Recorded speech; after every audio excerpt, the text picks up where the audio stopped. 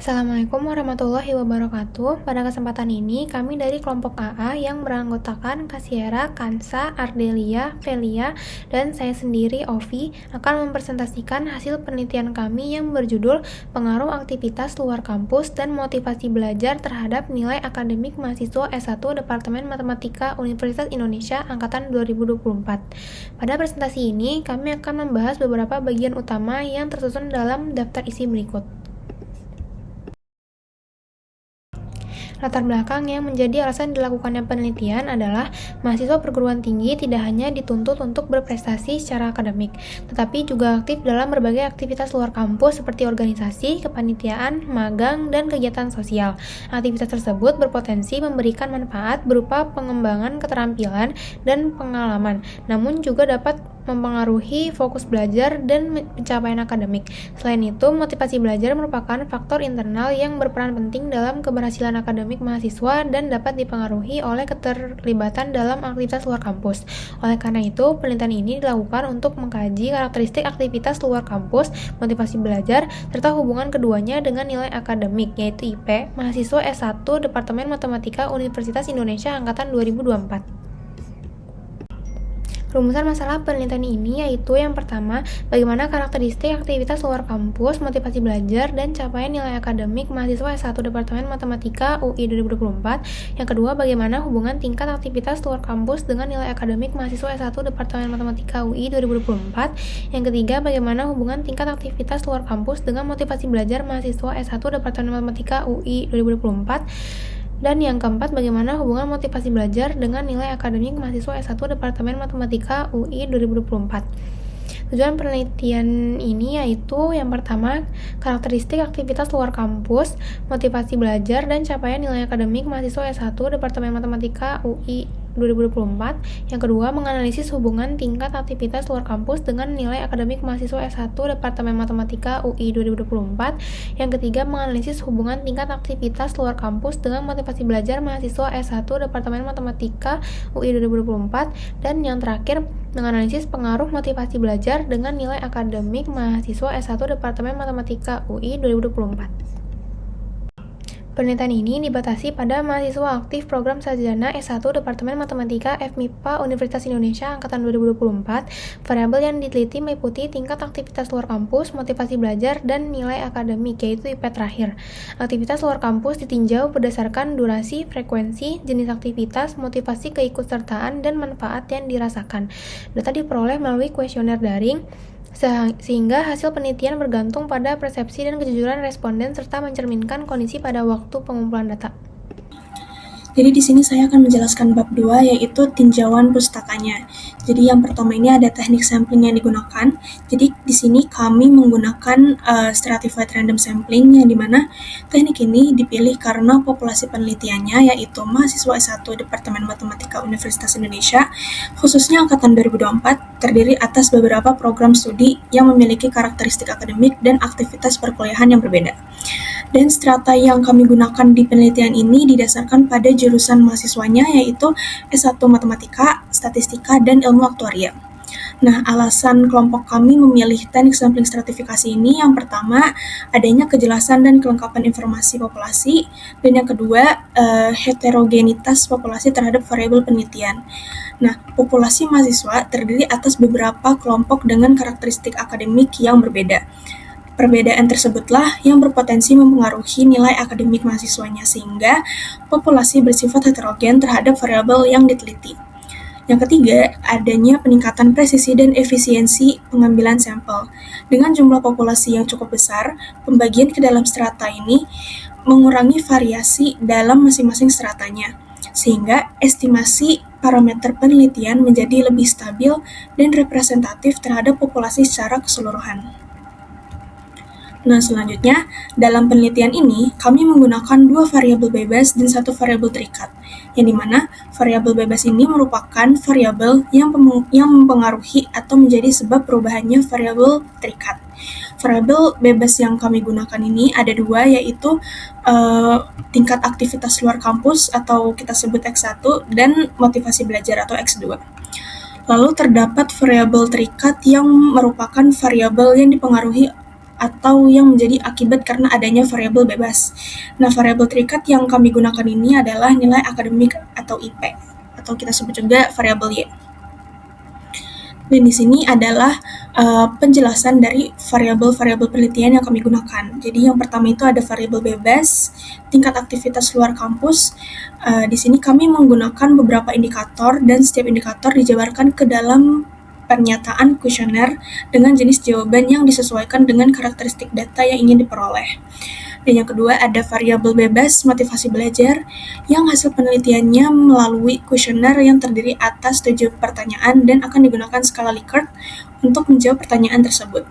Dan yang ketiga ada variabel terikat nilai akademik yang nantinya responden akan ditanya IP terakhir yang mereka peroleh dalam suatu interval, yaitu ada 3-4, 2,5-3, 2-2,5, dan yang terakhir ada di bawah 2.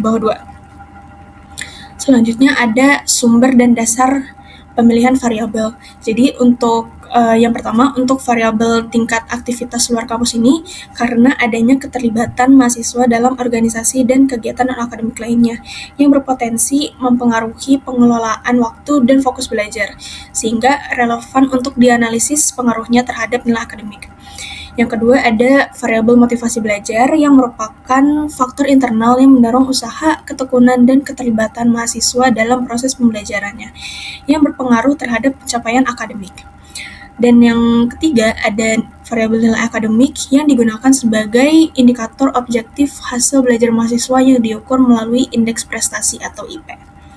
Nah, pemilihan variabel-variabel tersebut didukung oleh penelitian yang berjudul Pengaruh Keaktifan Organisasi Terhadap Prestasi Akademik Mahasiswa Fakultas Ekonomi Universitas Islam Negeri Maulana Malik Ibrahim Malang. Yang penelitian ini menunjukkan adanya pengaruh keaktifan organisasi terhadap prestasi akademik mahasiswanya.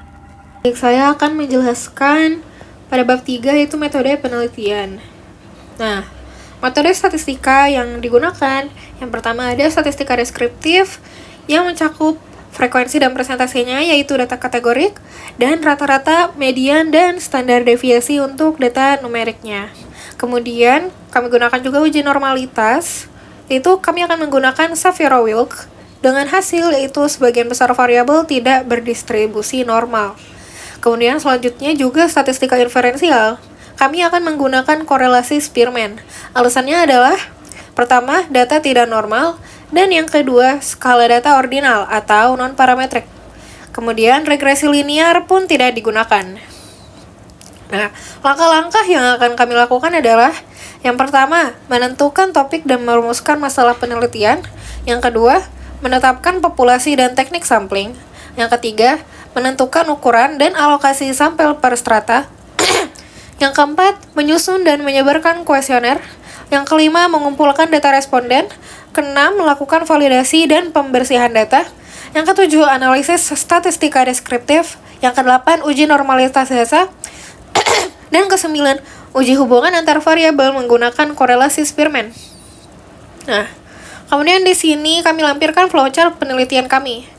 Dimulai dari penentuan populasi, kemudian penentuan teknik sampling, penentuan sampel, penyusunan instrumen penelitian, penyebaran kuesioner kepada responden terpilih, kemudian pengumpulan data, validasi dan pembersihan data, analisis statistika deskriptif, kemudian uji normalitas Shapiro-Wilk, data berdistribusi normal, dan hasilnya tidak, maka akan digunakan Spearman, dan hasil penelitian dan penarikan kesimpulan. Nah, hipotesisnya adalah, pertama saya akan menjelaskan tentang dasar perumusan hipotesisnya. Hipotesis dirumuskan berdasarkan model konseptual penelitian. Nah, tingkat aktivitas luar kampus, yaitu X1 yang kami gunakan, dan motivasi belajar, X2, berperan dalam memengaruhi nilai akademik Y. Nah, untuk aktivitas luar kampus, dapat berdampak positif maupun negatif. Kemudian juga berpotensi memengaruhi motivasi belajar dan capaian akademik. Kemudian untuk motivasi belajar merupakan faktor internal, mendorong usaha belajar dan prestasi akademik, dapat terbentuk dari pengalaman aktivitas luar kampus. Kemudian juga hubungan X1 dan X2 bersifat timbal balik, dan kedua variabel dapat memengaruhi nilai akademik secara langsung maupun tidak langsung. Nah, akhirnya selanjutnya jenis hipotesis yang akan digunakan adalah Yang pertama, untuk hipotesis deskriptif akan menggambarkan karakteristik aktivitas luar kampus, motivasi belajar, dan nilai akademik. Nah, hipotesis asosiatif kausal akan menguji arah hubungan antar variabel, yaitu dari hubungan X1 terhadap X2, hubungan X2 terhadap X1, hubungan X1 terhadap Y, dan hubungan X2 terhadap Y. Nah, kemudian rumusan hipotesisnya. Yang pertama, hipotesis deskriptif. H1-nya yaitu terdapat karakteristik pada tingkat aktivitas luar kampus mahasiswa. H2-nya yaitu terdapat karakteristik pada motivasi belajar mahasiswa. H3-nya terdapat variasi capaian nilai akademik mahasiswa. Dan yang B, untuk hipotesis asosiatif, H4-nya terdapat hubungan antara tingkat aktivitas luar kampus X1 dan motivasi belajar X2. H5, tingkat aktivitas luar kampus X1 berpengaruh terhadap nilai akademik Y. H6, motivasi belajar X2 berpengaruh terhadap nilai akademik Y. Kemudian untuk hipotesis statistik, H4, yaitu H0-nya tidak terdapat hubungan antara X1 dan X2. Hipotesis alternatifnya terdapat hubungan antara X1 dan X2. Dan H5, H0-nya X1 tidak berpengaruh terhadap Y, dan hipotesis alternatifnya X1 berpengaruh terhadap Y. Untuk H6, H0-nya X2 tidak berpengaruh terhadap Y, dan H1 X2 berpengaruh terhadap Y. Nah, kemudian ada pula uji hipotesis yang direncanakan. Pertama, analisis deskriptifnya untuk H1 sampai H3 akan kita gunakan frekuensi dan persentase, yaitu dengan indikator kategorik. Kemudian median standar deviasi, yaitu indikator numerik. Kemudian yang B, analisis korelasi atau H4. Analisis korelasi pada H4 akan digunakan Pearson jika data numerik dan berdistribusi normal, akan digunakan Spearman jika data tidak normal atau berskala ordinal. Kemudian akan digunakan karena hubungan X1 dan X2 dua arah.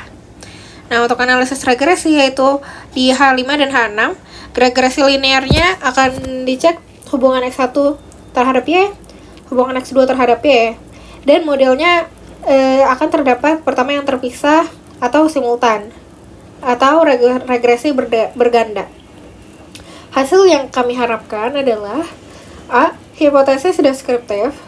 Dengan H1-nya, aktivitas luar kampus memiliki karakteristik yang terukur, artinya durasi, frekuensi, jenis aktivitas, motivasi keikutsertaan, dan manfaat. Dan H2-nya, motivasi belajar mahasiswa memiliki karakteristik yang dapat diidentifikasi. H3-nya, terdapat variasi capaian IP mahasiswa. Dan untuk yang B, hipotesis asosiatif, H4-nya diharapkan aktivitas luar kampus berhubungan dengan nilai akademik.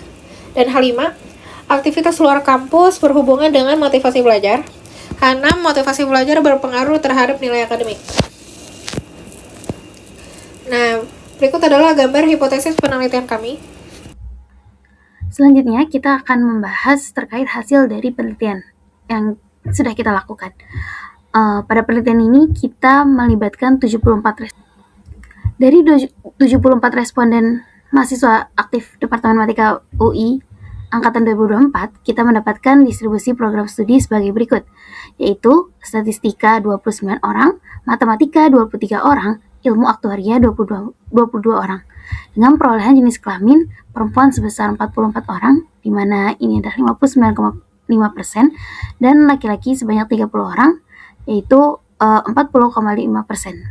Dan kategori IP kita lihat untuk mahasiswa aktif Matematika UI 2024 pada semester 2 mereka memperoleh IP yang cukup baik gitu, dengan 59,5% dari responden yaitu memiliki IP di rentang 3 sampai 4, kemudian di rentang 2,5 sampai 2,99 itu ada di 22 orang, dan di rentang 2 sampai 2,49 itu ada 8 orang.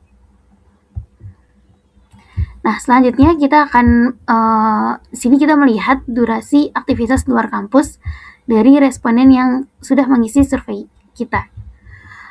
Di sini bisa kita lihat bahwa durasi aktivitas luar kampus cenderung aktivitasnya sedikit, yang mana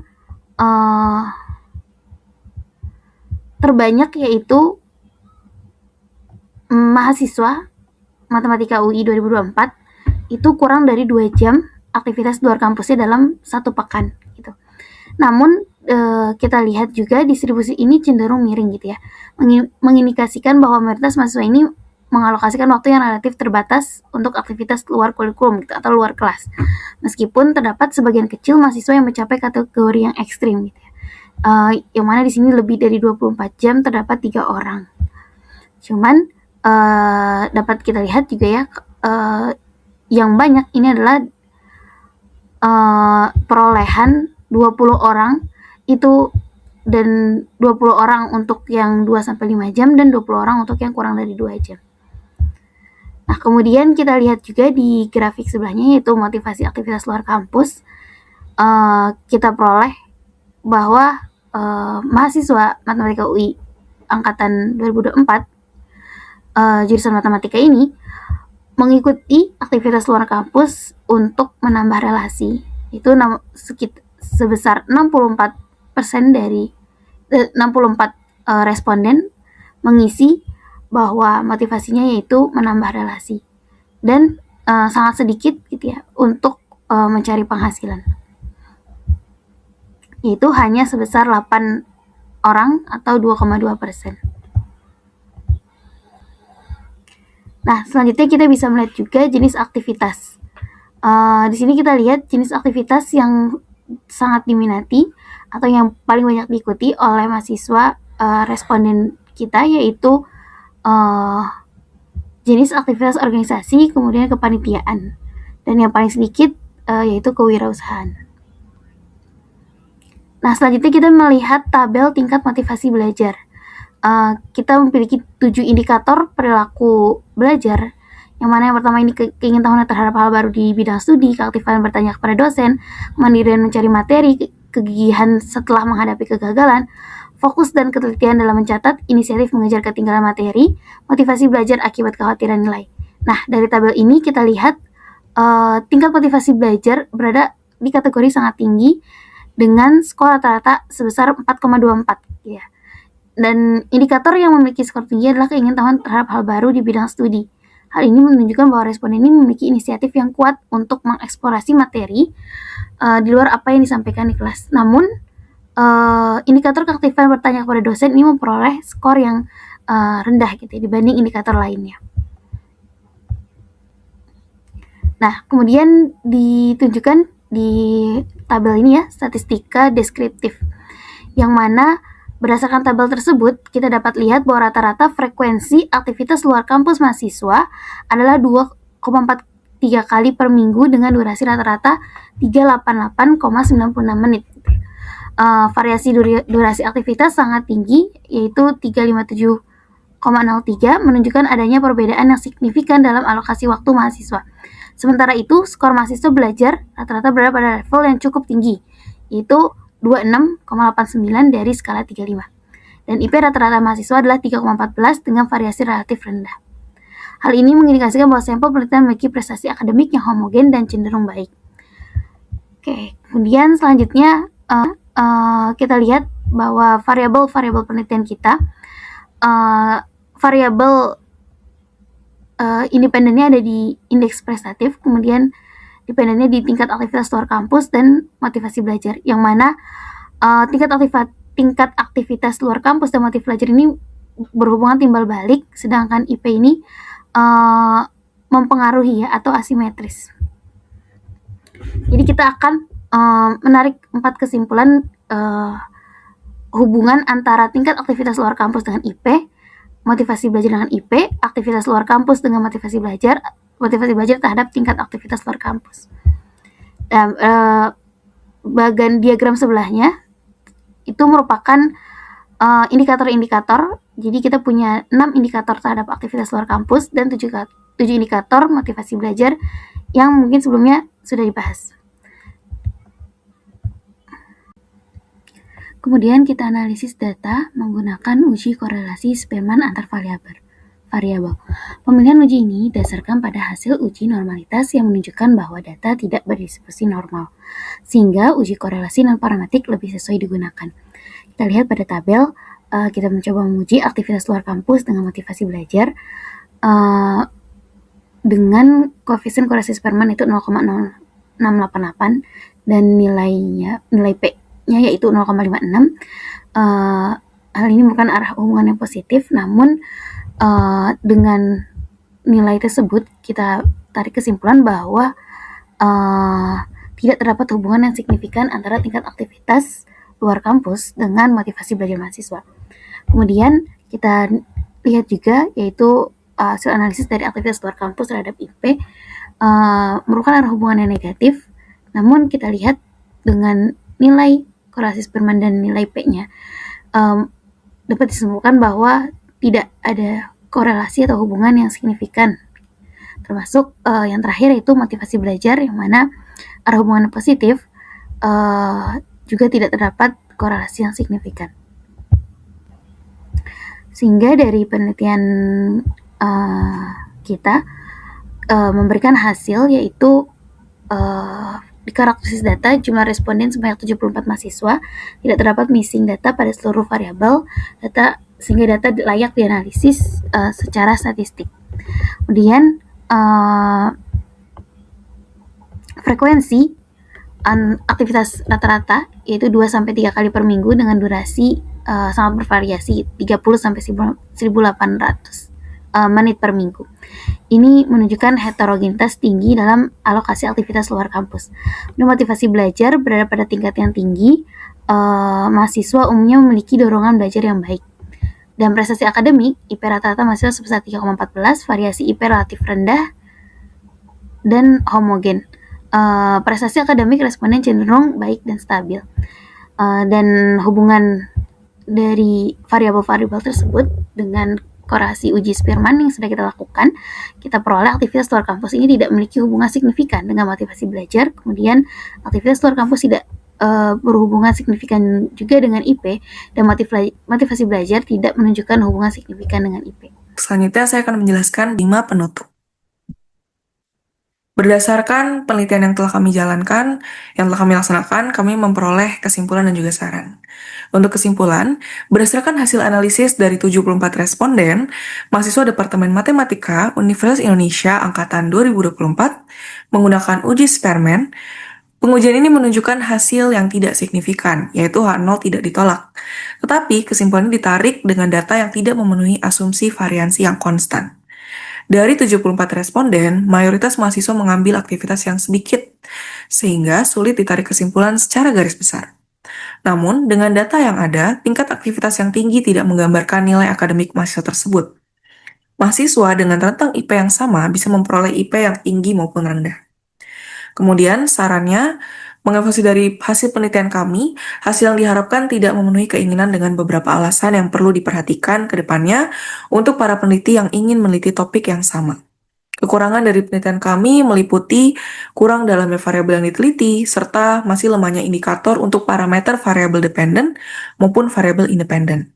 Jadi, pastikan variabel yang dipilih bisa mewakili jawaban yang kita harapkan dan tidak menyulitkan responden.